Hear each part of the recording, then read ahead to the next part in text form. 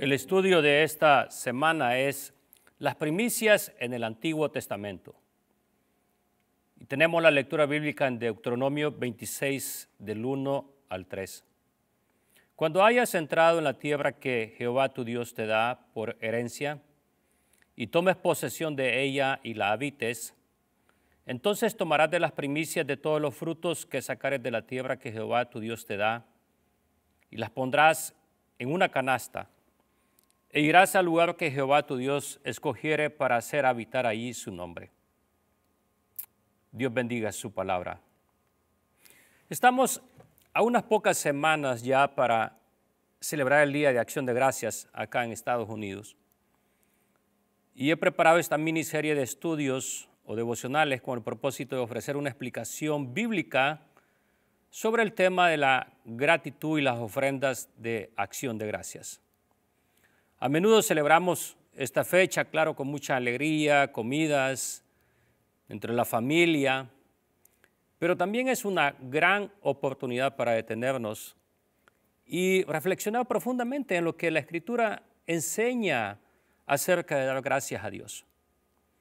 Mi deseo es que estos estudios nos ayuden a mirar más allá de la tradición cultural y descubrir la riqueza espiritual que la Biblia nos presenta.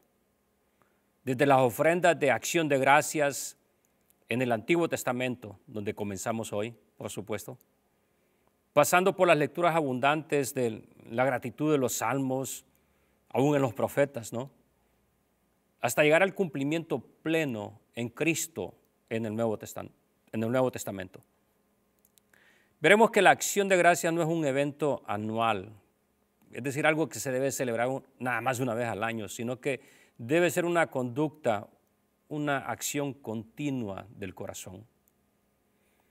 Al acercarnos al Día de Acción de Gracias, pido al Señor para que estas reflexiones nos preparen espiritualmente, renovando en nosotros un espíritu de gratitud, confianza y adoración al Dios que ha sido fiel a lo largo de nuestra historia, con nuestras familias y en nuestra vida cotidiana.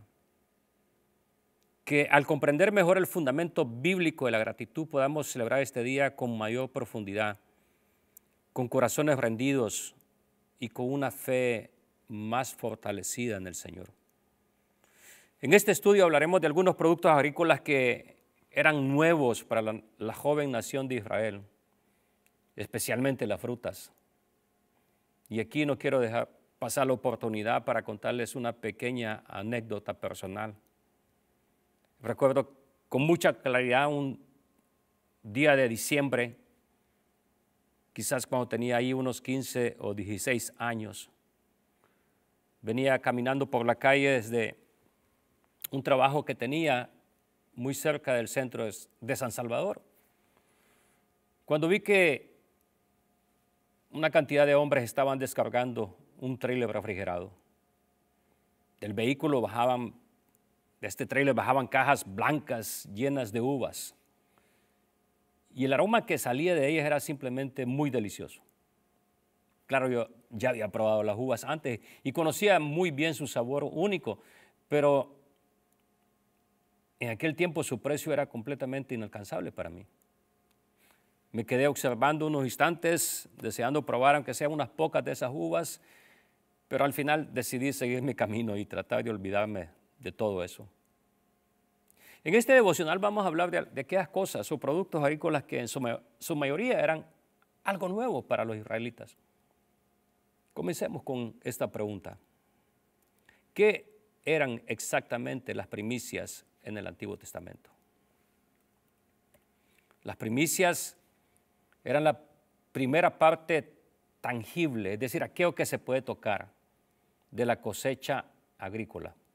Esa era la primera parte que salía de toda esa cosecha agrícola que ellos iban a tener y que iba a ser dedicada a Dios como reconocimiento de que toda la tierra, sus frutos y la vida misma provenía del Señor.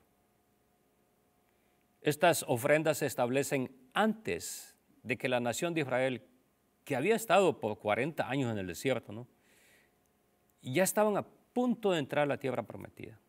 Pensemos por un momento. Vivirían en una tierra fértil que nunca habían visto. Y a lo mejor muchas de esas frutas nunca las habían podido disfrutar en toda su vida. Ahora, históricamente la tierra prometida era conocida por su fertilidad y diversidad agrícola.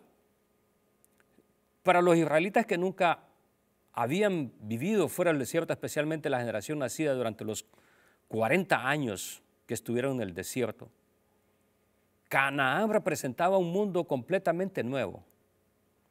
Esta región ofrecía una variedad de productos que ellos nunca habían cultivado ni visto en abundancia. Quizás nunca lo habían visto en su vida. Nos damos cuenta entonces que casi todo sería algo nuevo para ellos. ¿Cuál era el peligro ante toda esta cantidad de cosas nuevas que ellos iban a poder ver, vivir y disfrutar? El peligro era olvidarse de Jehová, olvidarse de la liberación de Egipto, del cuidado de Dios en el desierto. Una descripción breve de cómo el Señor los había tratado la encontramos en este texto muy lindo de este libro de Deuteronomio, capítulo 1, versículo 31, y dice: además, ustedes son testigos de que en el desierto y por todo el camino que han recorrido, el Señor su Dios los ha traído como un padre que lleva a su hijo de la mano hasta llegar a este lugar. Esto describe la parte de Dios cuidando por su pueblo. Nos llama a reflexionar sobre eso.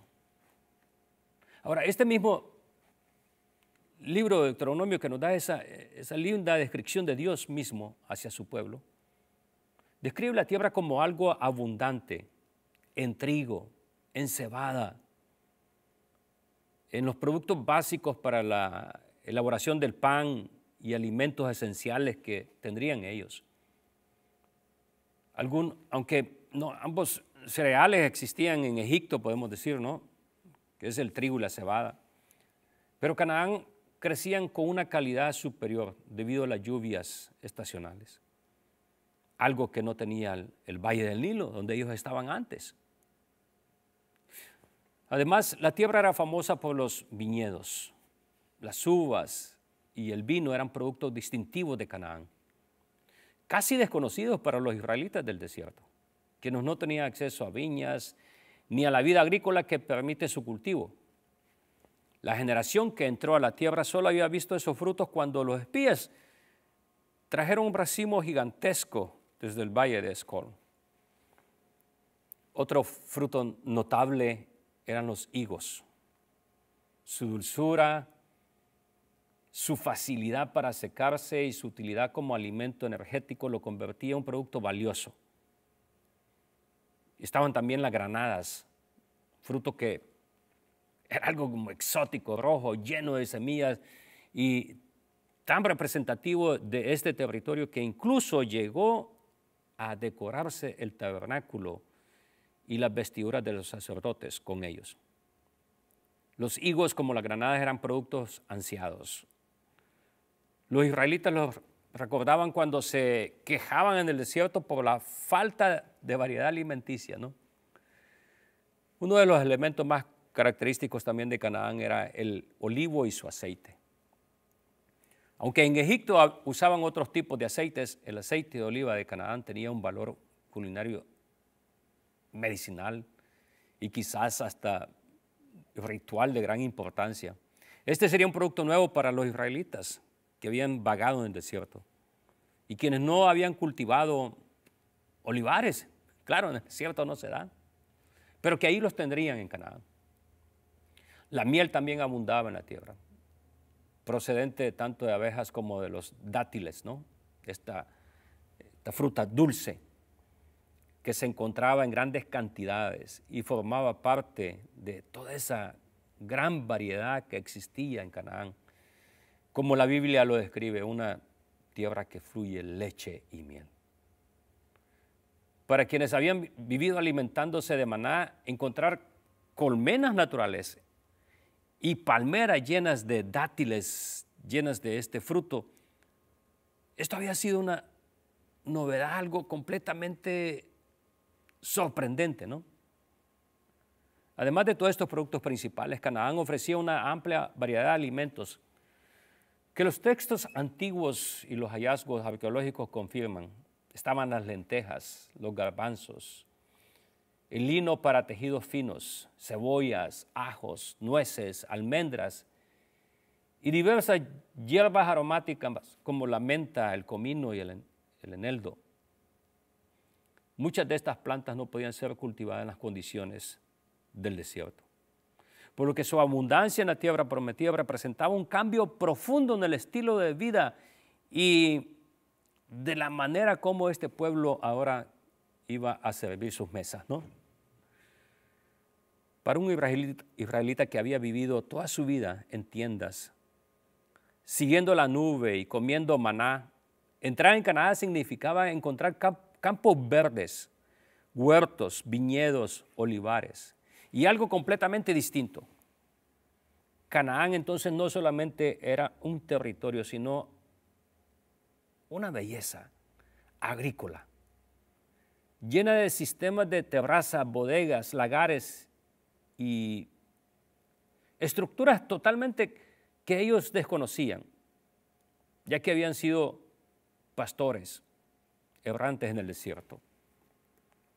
Por eso cuando la Escritura presenta la tierra como un regalo de Dios, se refiere no solo a un espacio geográfico, es decir, ahí en el mapa, sino de una nueva manera de vivir, una vida marcada por la siembra, la cosecha, la abundancia de frutos y la posibilidad de presentar estas primicias. Para el israelita en el desierto, la agricultura de Canaán no solo era un recurso económico, sino que un símbolo de la fidelidad de Dios, quien los llevaría de la escasez y la dependencia del maná todos los días a una tierra capaz de producir alimento casi por sí misma, en abundancia. Estas ofrendas de las primicias entonces no eran un concepto simbólico ni espiritualizado para el pueblo de Israel. Eran productos, queridos hermanos, las primicias eran productos agrícolas, reales. El trigo, la cebada, las uvas, el vino, el aceite, los frutos de los árboles, las huertas y todo lo que el campo iba a producir. Los animales recién nacidos que iban a ser dedicados a Dios. Eran los primogénitos, el primero que se le daba a Dios. Por eso es la palabra primicias. Entonces, ¿qué es lo que aprendemos de las primicias? En primer lugar, comenzamos con esa pregunta. ¿Qué eran las primicias en el Antiguo Testamento? Las primicias eran una ofrenda agrícola. No era una ofrenda monetaria, es decir, no era en billete, no era en moneda, no era en oro, no era en plata. No era algo que se depositaba en el tabernáculo, en el templo, sino que eran ofrendas agrícolas traídas por las personas al templo.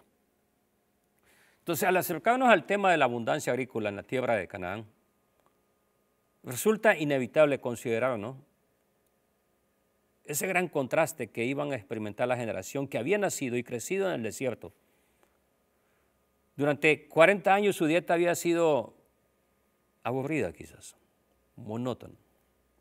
Su experiencia de la vida completamente marcada por la carencia y la dependencia diaria, ¿no? No sembraban, no cosechaban, no conocían las estaciones de lluvia, no poseían viñedos ni olivares, no habían probado la riqueza de la tierra cultivada. Israel,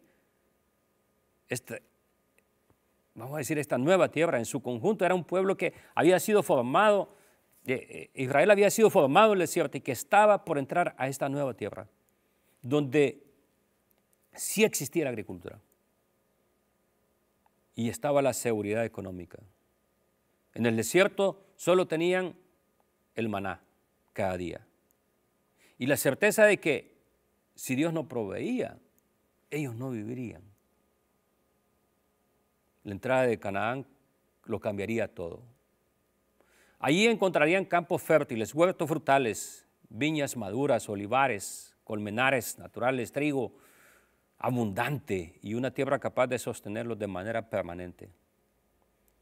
La tierra prometida no solo representaba un lugar nuevo, sino una forma de vida que iba a ser transformada. En cierto sentido, Canaán era el contraste perfecto del desierto. Donde antes había escasez, ahora habría plenitud.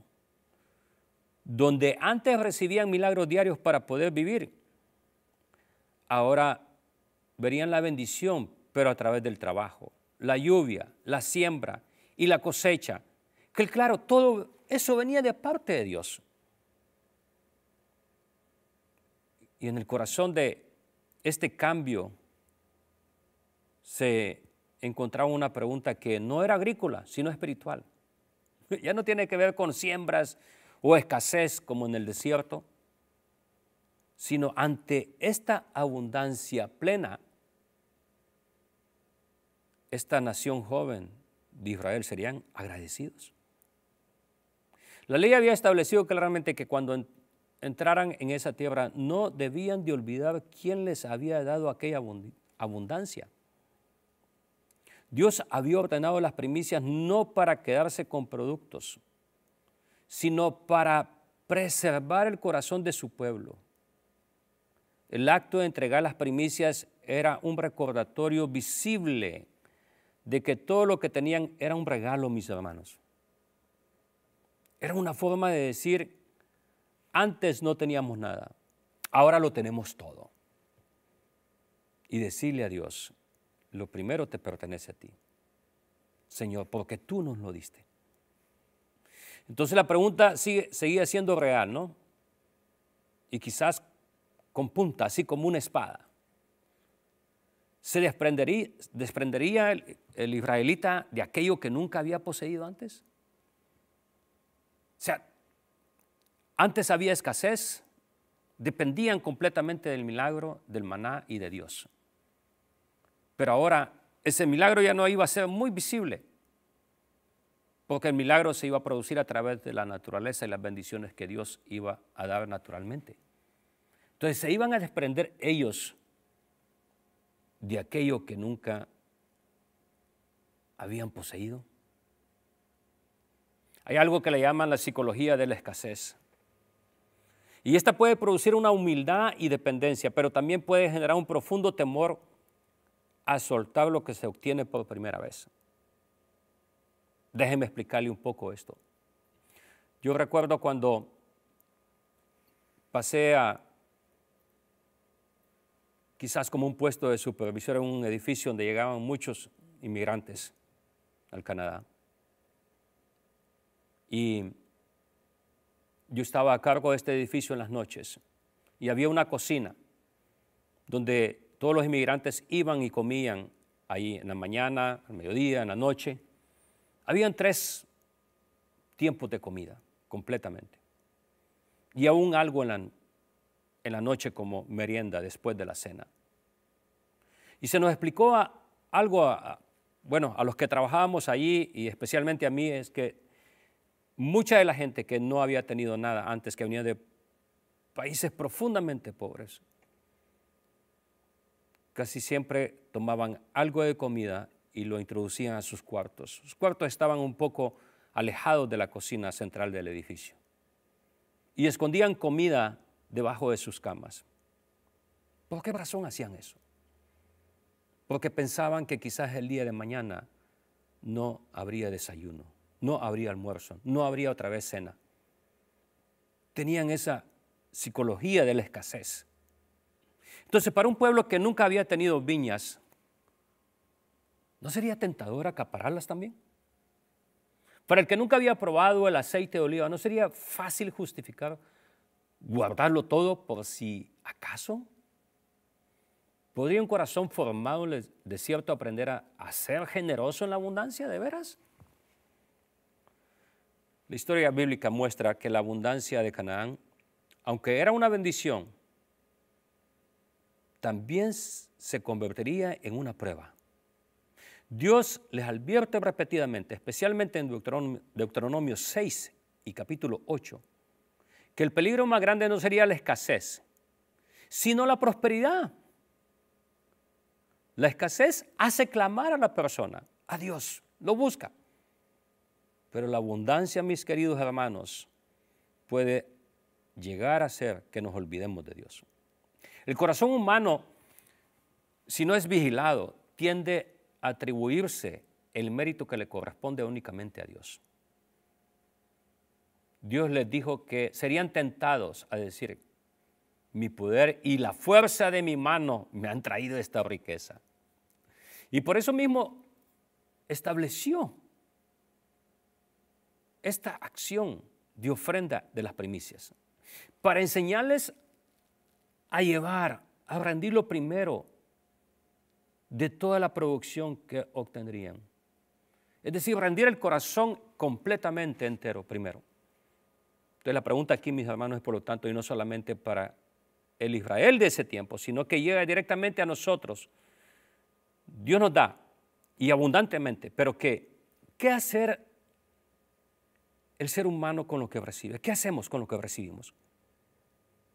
Cuando Dios nos saca del desierto y nos introduce en temporadas de provisión, ¿le seguimos reconociendo como la fuente de todo o caemos en la tentación de olvidar, retener y acaparar? La generosidad no nace de la abundancia, sino nace de la memoria, del recuerdo de que tanto lo que tenemos es un regalo inmerecido de las manos de Dios. Israel debía decidir si la abundancia sería un medio para honrar a Dios. Déjame repetir esto. Israel debía decidir si la abundancia sería un medio para honrar a Dios o una excusa para alejarse de Él.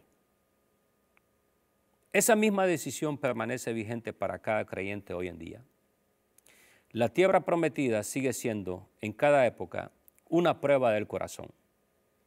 ¿Seremos agradecidos o nos volveremos egoístas? Recordemos que todo viene de Dios. O pensemos que es solo fruto de nuestro esfuerzo. ¿Qué pensamos? ¿Todo viene de Dios o es un fruto de mi propio esfuerzo? La entrega de las primicias era una respuesta de gratitud en un corazón que no olvidaba el desierto, la escasez. Y quizás esa sea la enseñanza más profunda. Solo quien recuerda la escasez puede administrar correctamente la abundancia. Déjeme leerte este texto. Deuteronomio 8:10, 14, 17 al 18. Lo he resumido un poco. Y dice, y comerás y te saciarás y bendecirás a Jehová tu Dios por la buena tierra que te ha dado. Guárdate de no olvidarte de Jehová tu Dios, para cumplir sus mandamientos, sus decretos, sus estatutos que yo te ordeno hoy. No suceda que comas y te sacies y edifiques buenas casas en que habites, y tus vacas y tus ovejas se aumenten, y la plata y el oro te multipliquen, y todo lo que tuvieres se aumente, y se enorgullezca tu corazón, y te olvides de Jehová tu Dios, que te sacó de tierra de Egipto, de casa de servidumbre. No sea que digas en tu corazón, dice el texto, mi poder y la fuerza de mi mano me ha traído toda esta riqueza. Acuérdate de Jehová tu Dios, porque Él es el que nos da el poder, la salud, las fuerzas, las energías para todo aquello que producimos. Este texto expresa con claridad, absoluta claridad, que Israel recibiría abundancia, que existía la tentación de olvidar a Dios, que el corazón podía volverse orgulloso y que la prosperidad sería una prueba espiritual. Pero quizá la enseñanza más grande que encontramos acá es que la gratitud era la única respuesta esperada del Dios que les había dado todo. Déjame repetirte eso. La gratitud es la única respuesta que Dios esperaba, porque Él se los había dado todo. Mis queridos hermanos, las ofrendas de primicia pedían lo primero para Dios, no lo que sobraba. Padre, permite que te demos, cuando hablamos de primicias, en esta enseñanza hablamos de productos agrícolas, de toda la abundancia que Canaán, esa tierra prometida, iba a traer sobre los israelitas, sobre esa nación joven, que llegaría a experimentar algo que nunca había vivido antes. Nunca permitas, oh Dios, que nos olvidemos que todo lo que tenemos, lo que somos el día de hoy, es por tu gracia y misericordia. Y que a ti debemos todo, oh Dios. Que este tiempo en el cual celebraremos en unos días, unas semanas quizás, el Día de Acción de Gracias, recordemos esto. Que podamos ser agradecidos contigo y que recordemos la escasez, los tiempos difíciles, para agradecerte a ti, oh Dios, y esperar tiempos mejores. En Cristo Jesús oramos y te agradecemos. Amén.